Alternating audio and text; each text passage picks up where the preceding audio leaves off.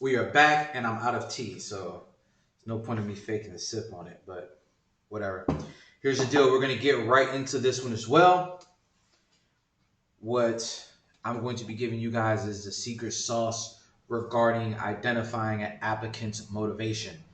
When you understand that the rabbit wants the carrot, then you may dangle it ever so eloquently in front of them, giving them what they need, which is motivation to run and move that wheel. So I have a couple quick questions I'm going to go over. I have notes.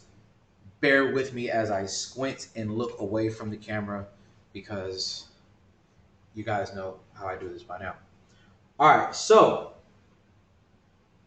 what is the most important feature to the job? What is the most important feature to you in the job? The writing is like really like I messed up. I was writing it fast. What's the most important feature to the job that the applicant is? That's what you want to ask. So for example, hey, maybe it's the fact that I get paid every week, right? Because some places they only pay every 2 weeks, some places only pay the first and the 15th. Identifying that is kind of important. You want to know what's the most important feature to the job to them. Another situation. What was your last job, and if you're still working, where are you at? If um, if say for example they're working at Bojangles and you run a construction crew, there's a possibility that maybe they're tired of working with food. You need to know that.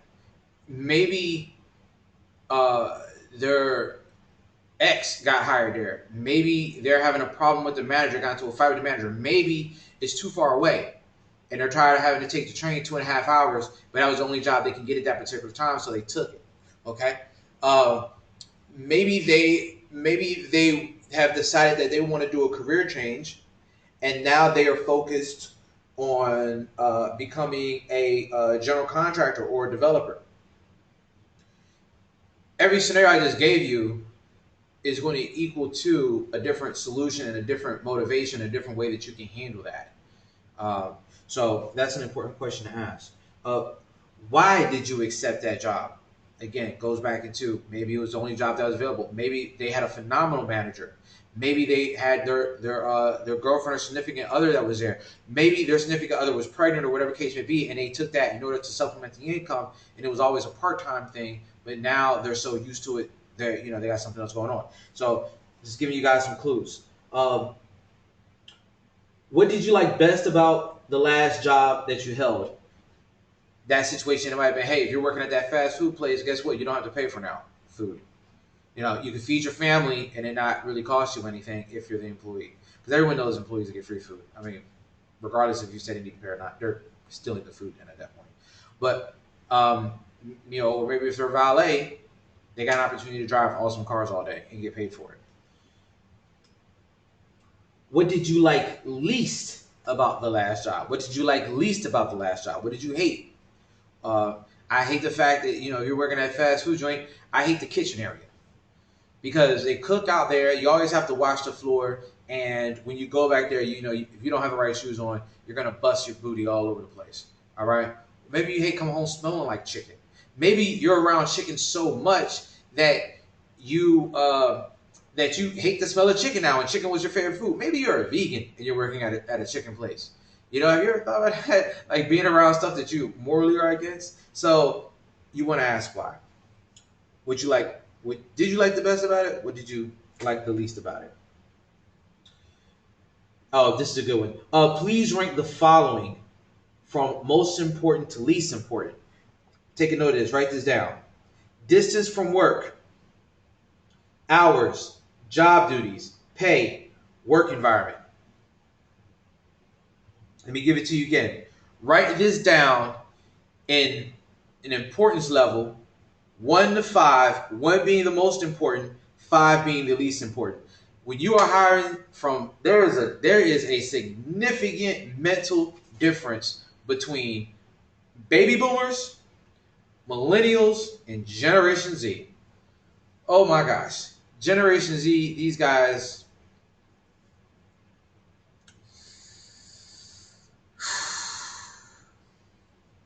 these guys live in a fairy tale. They want work-life balance. They all want to. They all do the Instagram. They think everyone makes six figures plus. Um, Unreal, just unreal. Baby boomers, well, the fact that they're decreasing in population, uh, different mindset. Work hard. Do what pays. Different mindsets. Millennials, kind of like my age bracket. We're in the middle of that, right? So you can break these down, and this helps you identify what's most important. So, for an example, if they say that hours are important, you figure out more hours, less hours, depending upon what. Let me do a different one. Distance from work, maybe that's like number one. If that's number one, and you're right across the street from them, you need to continuously highlight, "Hey, man, we are right across the street. You don't even have to drive your car. You literally just roll out of bed, fumble down into the elevator, and just stumble across the street, and you'll be here." So that's important. Seven, what is the most important feature you look for in a supervisor? That's huge. This gives you an opportunity now to start pairing that person up. Because listen here, bro, at the end of the day, you're in an interview. Your job is to make sure you're talking to the right person, that they're going to be a good fit. But at the end of the day, you want that person to want the position. Even if you decided it's not a good fit, you still want to be so good with it that they want it. All right? So when you start to say, what are you looking for in a supervisor? This right here is the heads up, as in like who is going to be a good match to pair with that person with. So my management style, I have a flexible, adaptive management style. However, my style does include tough love, telling you the hard news, so you can just hit it, shock therapy, if you will. Other people don't have that ability, right? So in certain situations, it'll be good to match that person with me. In other situations, it would be best to match that person with someone else that's on our team. That's going to be either soft or whatever the case may be. So from this point, this is where you're like, all right, I think this would be good. And then you can talk about how great and phenomenal that person is.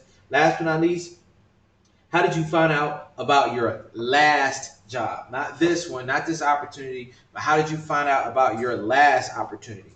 The reason that is important is to be able to identify any type of particular patterns and to be able to get insight on what has successfully worked in the past so that you can also add that into your marketing mix. If you're sitting here, you're talking to folks, and you discover that, hey, 60% of the people that we interview heard about their job through this newspaper called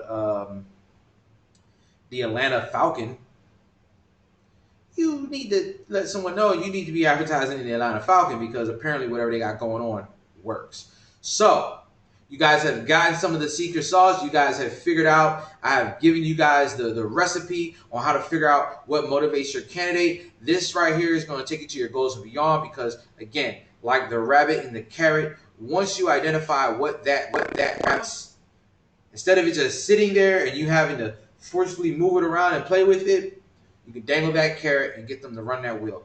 Hope you guys got some value. I'll see you guys.